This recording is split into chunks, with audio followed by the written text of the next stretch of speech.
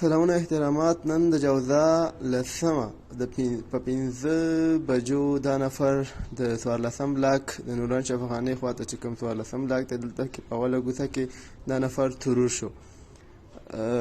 نه شخصي کوم هدف څخه یې ترور کړی دی، ستروا هم نه اخیستل. دې نفر سره هم توفانچه ده او امنیتي کارمند ښکارېږي.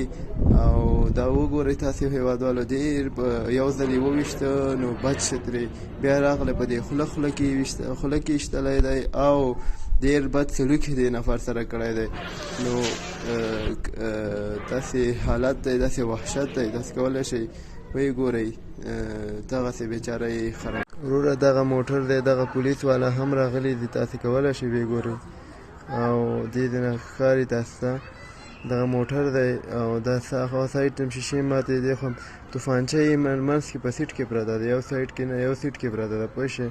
او لاس سره سیټ کې چې ده دې خوا د سیټ بورډ شي ښي لاس دی، نو دغلته توفانچه پرته ده. دا موټر دی، دا ساحه ده، دا اول نوران شفاخانې ساینس لیسې سره ساحه ده.